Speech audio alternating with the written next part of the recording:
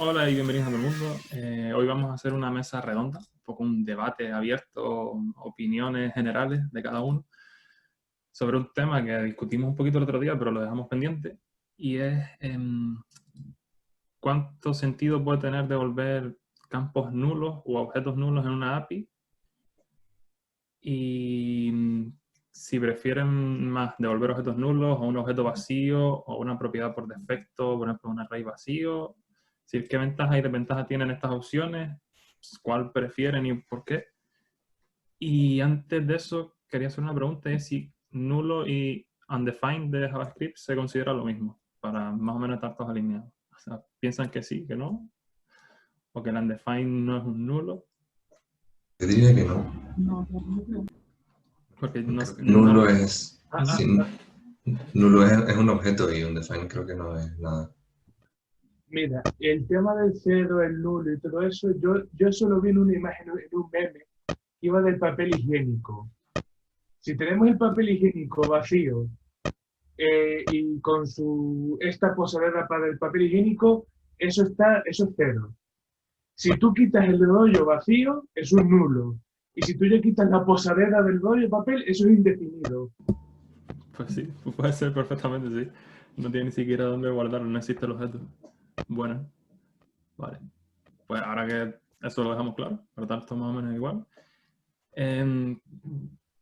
Respecto a una API, que tienen alguna opinión de por qué es bueno, por qué es malo. Por ejemplo, a mí se me ocurre que devolver un nulo no es buena idea porque ya quien usa esa API necesita hacer una programación defensiva, de comprobar constantemente que son nulos y que no, tener dos caminos, uno para cuando es nulo y cuando es no. Pero, por otra parte, se me ocurre como ventaja que el objeto, al poner nulos, es más ligero, porque tiene menos información dentro, al no tener datos por defecto o datos innecesarios. Y las respuestas son más cortas, entonces es más rápido de resolver y consume menos recursos. No sé, ¿qué opinan? A mí me surge la duda de si en ese caso devolverías un 200 con el nulo o qué harías ahí. Es que creo que tenemos que aclarar primero a qué le llamamos API. Sí. Buah. ¿Qué le llamamos API entonces? Sí, yo estoy pensando en REST directamente. Claro, Claro, pensamos igual. en las respuestas de la API ya como 200 o 404, 503 o lo que fuera. O pensamos en respuestas del objeto que responde una API. Ahora me entró esa duda de... ¿No? O incluso si estamos hablando de API, no como API REST, sino como una API de una librería o una API de tu propio dominio. O sea, son cosas distintas. Dependiendo del contexto en el que nos movamos, pueden tener, desde mi punto de vista, pueden tener varias opciones. Si hablamos de una API REST, en lugar de devolver un nulo, lo suyo sería jugar con los HTTP status, devolver un 404 not found. Si hablas dentro de lo que es tu propio dominio, podría entrar en juego el hecho de, como ya es tuyo, empezar a jugar con temas ahí como puede ser pues devolver nulos o no, devolver undefined o no, o aplicar null pattern. Y volviendo otra vez al tema de la API HTTP, tú puedes encontrar tu valor, pero puede que ese valor a su vez, el objeto que te devuelve, un 200, sus propiedades sean nulas o no, que es lo que hablábamos. En ese caso, ¿qué haces? No devuelves la propiedad, devuelves la propiedad a nulo, o le devuelves la propiedad pero con un undefined, que al final sería lo mismo que no enviarla. Vale, sí. Yo no había pensado internamente en API interna de tu programa, y estaba pensando en REST también, como Iván, directamente, de qué sentido tenía o no. Pero es verdad que es un buen punto internamente. Bueno, volvemos a lo mismo. Si devuelves nulo, vuelves a programación defensiva, que es como el problema más genérico. Y esa es la parte más negativa que veo siempre, el tema de la programación defensiva, que no me termina de gustar. Porque incluso cuando hablamos de APIs REST, si devolvemos un nulo, aunque tú internamente lo conviertas en un DTO, ese DTO necesita tener alguna lógica que maneje los nulos, ¿entiendes? porque al final, aunque tú crees tu DT a partir de una respuesta de la API, necesitas gestionar cuando es nulo qué haces con esa información. Entiendo. Eso es Sí, programación defensiva también, ¿no? Sí, sí, volvemos al mismo punto, correcto. que Hombre, yo en API REST voto un poco por un poco lo que dijo Adri, ¿no? Usar los códigos de error. Por ejemplo, el 404 realmente es que no encuentras el recurso y es lo que está pasando realmente, ¿no? No tienes un recurso y... O sea, no es lo típico de página no encontrada solamente, sino implica sí. más cosas, ¿sabes? Yo opto por ahí un poco, que es el estándar además. Yo creo que, como siempre nos pasa a los perfiles más técnicos, estamos fallando en irnos tan rápido a la implementación. Yo creo que esto tiene que ver en el 90% con el negocio. Depende de tus necesidades de negocio, vas a ver cómo tratas los nulos y cómo los códigos que devuelves y eso. O sea, generalizar creo que es difícil en estos casos. No sé si me explico. sí, y estoy en parte de acuerdo contigo, pero en parte no. ¿Por qué? O sea, estamos de acuerdo que depende del dominio, pero también dependiendo del dominio y de cómo expongamos esa API, tú puedes tener un único o varios consumidores y que esos consumidores pueden ser, dentro de lo que cabe, la misma empresa, el mismo cliente, puede ser tú mismo o pueden ser empresas distintas. Puedes tener consumidores distintos y que cada uno tenga su implementación propia.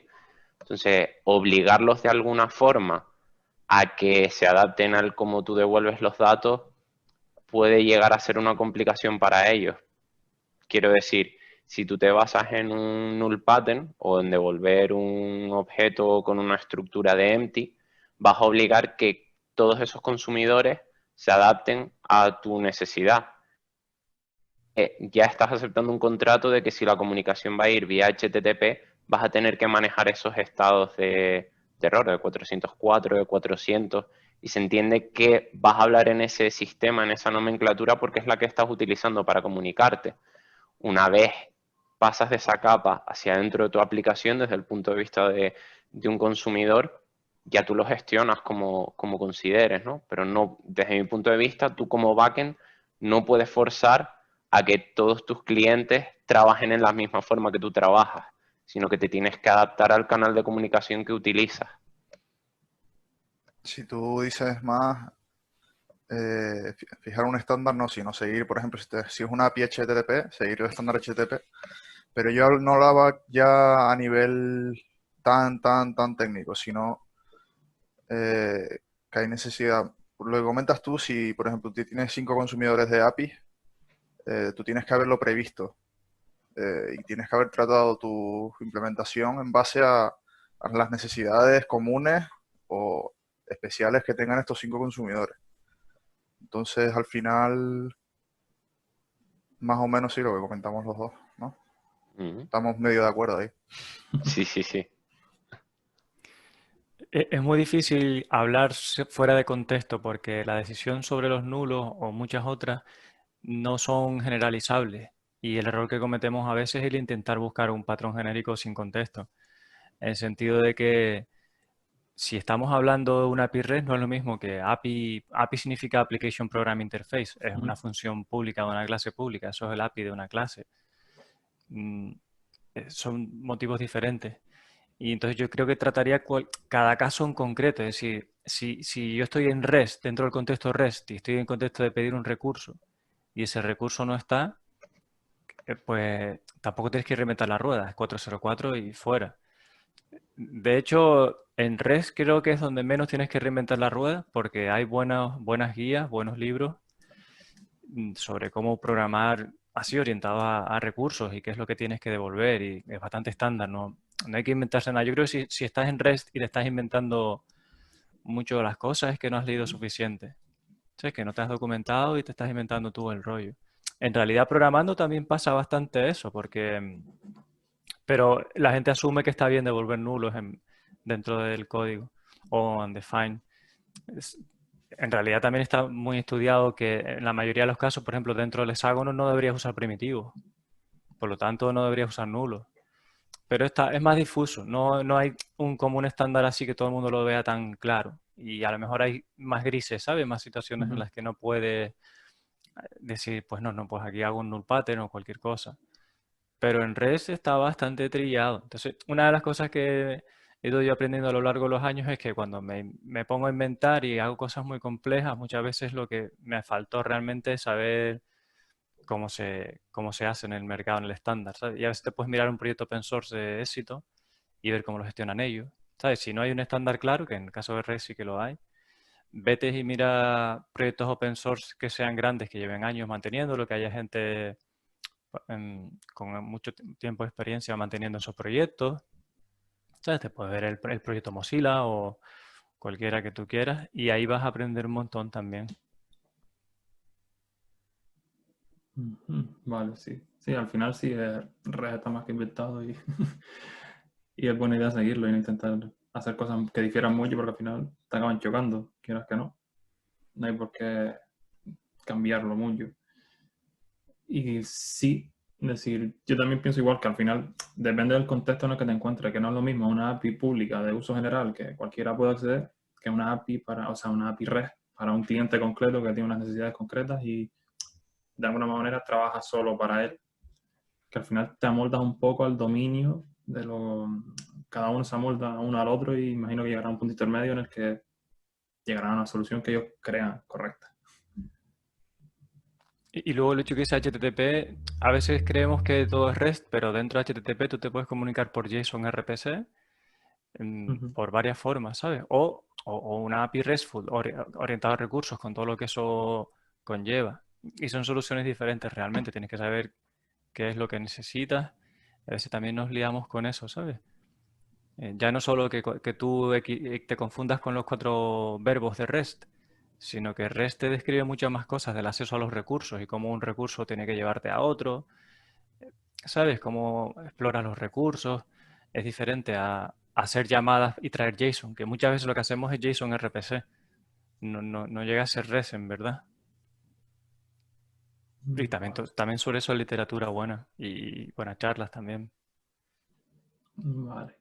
Y ahora que nombras JSON, si suponemos que tenemos una API REST, por ejemplo, que vuelve un JSON, y ese JSON dentro de tiene campos que no están completos en tu base de datos, por ejemplo, ahí consideramos buena opción poner un nulo en ese campo concreto, o es mejor no mandarlo directamente, como por ejemplo GraphQL, manda solo la información que necesita el cliente. En caso de que este y sea nula, no sé exactamente lo que hace ahora mismo. No sé si nulo, si lo deja como un define, si manda un objeto por defecto. En ese caso que tampoco se podrá generalizar, como siempre, pero opiniones. Dime, Adri. Vale. Yo ahí tengo el punto de vista y es que si tú devuelves un objeto, ¿vale? Y no tienes esa entidad definida, sí que es cierto que cuando la recibes, pues igualmente la validación la vas a tener que hacer, ¿no? Pero desde el punto de vista de backend y teniendo en cuenta, pues, que lo que nos interesa es que la cantidad de datos que se envían a través de la red sea la menor posible, es si el campo es nulo o undefined, omitir el campo, ¿vale? No definir el campo y setearlo a undefined o a null. Porque ya quieras o no, en lo que es el tamaño del objeto que se envía a través de la red, vas a tener información adicional.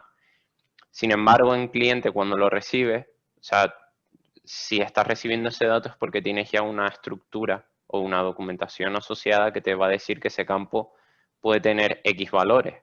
Ese valor, por supuesto, puede ser nulo o undefined y vas a poder hacer la validación del mismo. O sea, no, hasta donde yo sé, no hay una obligación que cuando tú defines una interfaz puedas decir, pues esto forzosamente tiene que estar. Siempre tienes la posibilidad de decir, vale, pues puede estar o no, lo voy a tener que validar. Por eso creo que podría ser interesante el omitirlo al enviarlo para optimizar en lo que viene a ser HTTP, o sea, en lo que es la comunicación a nivel de bytes de tamaño, siempre y cuando haya una buena documentación al respecto que te diga qué campos pueden estar y qué campos no. Pero si el valor va a ser undefined o nulo, no veo necesario el añadirlo. Y ya abro la veda para los demás. Sí, o sea, yo creo que también opino más o menos igual, que un poco eso. como el funcionamiento genérico tiene GraphQL, que puedes pedir solo lo que necesitas. Por lo mismo, si ciertos campos no los tienes, no los mandes porque estás rellenando con información que tampoco aporta valor. Incluso leí algunos comentarios informando sobre el tema que decían que los campos que eran requeridos obligatoriamente, si por alguna razón no los tenías definidos internamente, mandaras un valor por defecto. Aunque internamente fuera nulo, que no debería, porque es un campo requerido sí o sí. Si por algún problema que tienes internamente no está ese campo, que mandaras un valor por defecto. Y había muchas discusiones al respecto. Que eso era como generar información que no existe realmente, y estás como inventándote una realidad que no existe, con los valores por defecto y demás.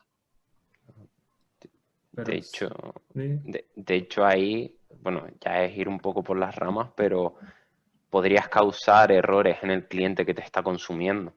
Si no lo dejas bien documentado, bien especificado. O sea, estás dejando que tus errores salgan fuera de tu dominio hacia cualquiera que te pueda consumir. Es un poco extraño eso.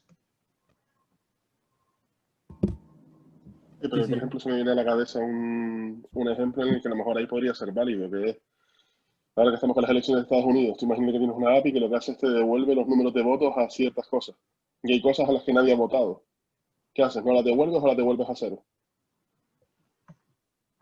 O sea, que por ejemplo podría ser válido. O sea, yo sé que estoy agarrándome a un clavo ardiendo pequeñico, pero es un punto de ahí a lo mejor sí, es lo que decía Carlos antes. O sea, al final es el contexto el que te puede decir si algo es válido o no es válido.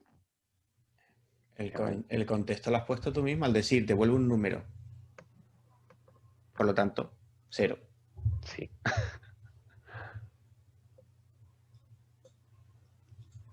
Ricardo creo que quería decir algo también. Sí, en la parte en el proyecto que estoy ahora, que es más de salud, tenemos un campo que es súper importante, que es el tema de urgencia, ¿no? Si una enfermedad es urgente, si una observación o síntoma urgente, que es una cosa importante, se puede morir el animal o lo que sea. Entonces, en nuestro caso, nuestro negocio nos dice que si por alguna situación se da de que es nula la urgencia, la tratemos de tal forma de que hacemos un cálculo, pero básicamente siempre devolvemos que es urgente, por si acaso. Pero claro, eso es una regla del negocio. Claro. Y es como lo que dice Ulises, lo mismo. Sí, al final eso. Cada dominio te va definiendo un poco las reglas que tienes que seguir. Si preguntas lo que debes preguntar y sabes por dónde tirar, pues te irá guiando.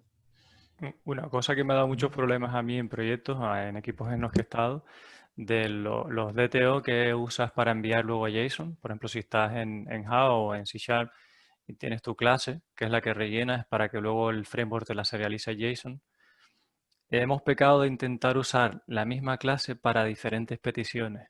Por ejemplo, el típico user, resulta que hay una vista de la aplicación donde solo necesitas el email y el nombre, a lo mejor, por la información que vas a mostrar y además solo lectura y tal. Y a lo mejor luego en su ficha completa de perfil necesitas todos los campos.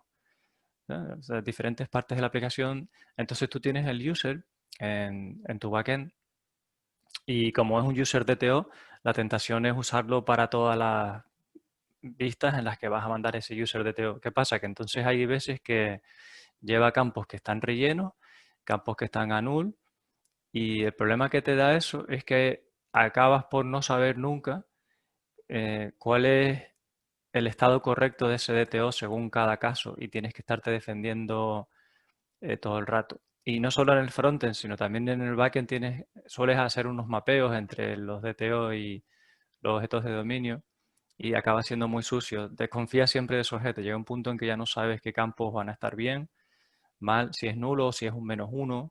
Empieza a hacer cosas raras, ¿no? Si es un número, pues significa el 0 es que no está.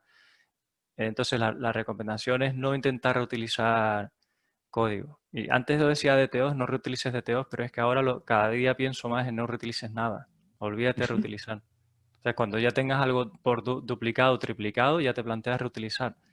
Pero es que si no, se complica muchísimo. Porque no hay, ¿sabes? Pierdes la consistencia. Si tú tienes un objeto de datos, lo normal que es que esos datos todos estén. Si no, no es consistente. Por eso me gusta el enfoque de GraphQL en ese sentido.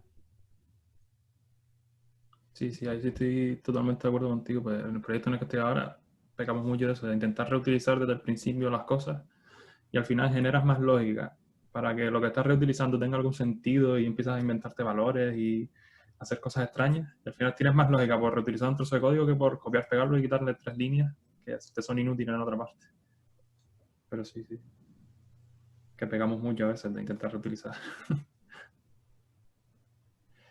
Eso, ya De hablando hecho, un poco... en código legacy, perdona, Cristian, es peor cuando te encuentras gente que ha intentado generalizar para que no hubiera duplicidad y ha hecho abstracciones que son muy complejas porque tienen muy malos nombres, porque claro, esa abstracción no pega realmente, no va ahí.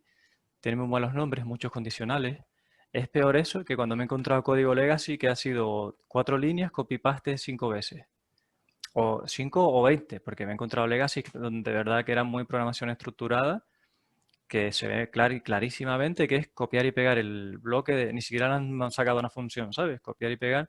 Pues ese copiar y pegar 7 veces, luego en realidad te duele menos que las abstracciones estas mega power de toco un XML y la aplicación ahora hace otra cosa diferente. Por aclarar un poco, entonces, al final, con respecto a los nulos y eso, podemos decir que es peligroso, pero que siempre y cuando tú lo hagas de manera consistente, es decir, siempre que funcione tu aplicación en un mismo dirección, no que a veces devuelvo cuando ocurre X razones, a veces no devuelvo, puede tener sentido siempre y cuando el dominio en el que te manejes. Es decir, si por lo que sea necesitas o te interesa que esos campos no estén definidos, siempre y cuando lo tengas documentado y seas consistente, puede llegar a tener sentido. O tampoco. A lo mejor hay casos que sí, yo creo que nunca te puedes decir categóricamente, ¿sabes? Pero no se me ocurre ninguno. Por ejemplo, en código que no va a ir por la red, sino código nuestro del dominio y tal, no se me ocurre ningún motivo por el que sea bueno devolver un nulo. ¿Sabes? Siempre, si estamos hablando dentro de la capa de dominio, ya si tienes que pasarlo afuera, ¿no? Lo vas a base de datos, o viene o va de base de datos, o a un servicio de terceros por la red o algo así. Ahí tienes que usar los primitivos y los nulos están bien para eso. Pero dentro de Hexágono, ahora mismo no me podría acordarte un caso en que yo pensara que los nulos están bien. Que te aportan algo. ¿En tu dominio, Carlos, usarías un null object? No necesariamente. Muchas veces lo que tienes que replantearte la API que estás haciendo y a lo mejor tú estás diseñando una función y no estás respetando principios de SQS, de que la función a lo mejor puede ser una query y no mutar nada y te devuelve algo, y ese algo que te puede devolver es un value object, y entonces sí usas el null pattern, pero a veces lo que quieres escribir es un comando y lo mejor que puedes hacer es que la función sea void y no estás devolviendo cosas, y realmente la discusión ya no es que devuelvas null, sino que tu API no estaba bien diseñada y tenía que ser void y no estaba siendo void. Entonces, no siempre es, cada vez que necesito un null es un null pattern. No, a lo mejor tu API no está muy bien pensada. ¿Sabes? A lo mejor no tiene mucho sentido, no es muy consistente. Y respecto, que esto lo hablamos un poco el otro día, Ricardo y yo, porque no lo conocía bien. Internamente, ya dentro de tu aplicación del hexágono, usar las mónadas, es decir, que puedas tener valor o un error y que esto lo propagues hasta el momento en el que necesites realmente acceder a esa información. A mí me gustó mucho la idea, no, la verdad que no lo he usado nunca. Y no sé si alguno lo ha usado alguna vez y qué opina sobre las mónadas en general. Bueno, monadas tienes muchas, pero me imagino que te refieres al maybe y al optional. Sí, al maybe y al optional. Al final son las formas... yo lo veo como una forma de null pattern, en realidad. ¿Sabes? Porque el null pattern es que tú sigues trabajando y no te preocupas de que pueda ser null, hace falta defenderte. Y ese objeto de forma transparente te responde. Es más o menos parecido a lo que maybe optional sí que en algún momento sueles hacer una pregunta. Porque te interesa el valor, pero para mí son la finalidad bastante parecida porque lo que te quita es el estarte preocupando de forma defensiva de eso, ¿sabes? O es un envoltorio. Creo que a lo mejor hay veces que quizá abusamos también de esas mónadas, ¿sabes? Y lo mejor es que tuvieras tu propio value object, porque con el null pattern tú no tienes que andar preguntando, sino directamente si llamas a funciones son inocuas, ¿no? O te dan valores que encajan bien para aquel nulo. Por ejemplo, si Si estás sumando elementos, pues cuando llames a ese método te va a devolver un 0 para que no altere la suma y cosas de este estilo. Entonces puede ser que a veces yo pienso que igual también abusamos de esas mónadas maybe optional cuando podíamos ser más explícitos, ¿no? A la hora de programar, cuanto más clara está la intención de la persona que programa, cuanto más explícito hace las cosas, más fácil lo va a entender otra persona. Entonces, la pega que le puedo ver a esas monadas es que vas a tener que a lo mejor explorar más capas de la aplicación para ver en qué punto alguien de verdad ya intenta coger el valor que hay dentro, o en caso que no tenga valor, hace no sé qué acción, ¿sabes?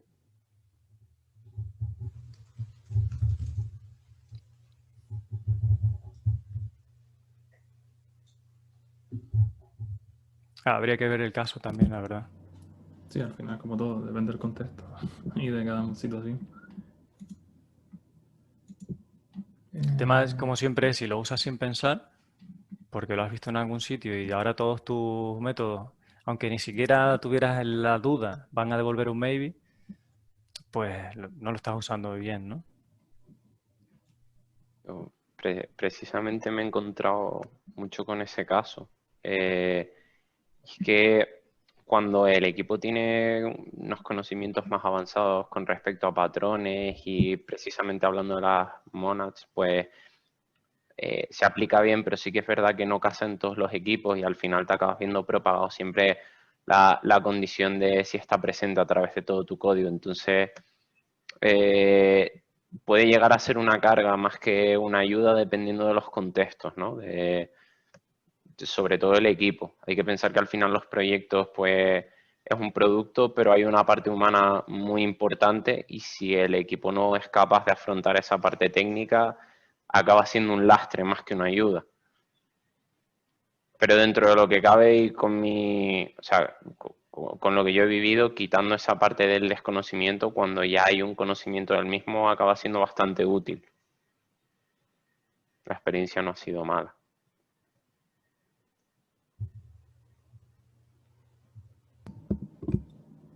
Sí, al final es lo de siempre. Te tienes que adaptar un poco también al equipo que tengas, porque muchas veces intentas hacerlo de la mejor forma que tú puedes, pero para el resto del equipo a lo mejor no tiene sentido porque no han trabajado nunca de esa forma y les frena más de lo que les ayuda realmente. Pero sí. Muchas veces se intentan en departamentos de arquitectura o equipos como dejar las cosas muy de sota, caballo y rey, todo muy cuadriculado como para que la gente, aunque no lo entienda, lo pueda seguir. Y eso tampoco suele funcionar muy bien. Porque, o sea, si tienes que tener una base de una forma de estructurar la información base, pues arquitectura hexagonal, por ejemplo, pero dentro de eso hay equipos que a lo mejor por falta de confianza, formación o mil motivos más, intentan dejarlo todo súper limitado, como para que los developers lo que hagan es copy-paste y cambiar cosas. Y eso tampoco es buena idea, porque en el código encuentras un montón de circunstancias en las que no tendrías que implementarlo igual que otra cosa, sino que es otro caso diferente. Y también es muy frustrante para las personas que están desarrollando que se le vea tan limitado y muchos que saben que esa solución ni siquiera es la buena, tengan que pasar por ahí, por ese aro. Que eso es más frustrante todavía. Si sabes que esa arquitectura o esa propuesta está mal, o que no aporta, o que incluso está añadiendo más complejidad de la cuenta, que te obliguen a hacerlo, es bastante frustrante.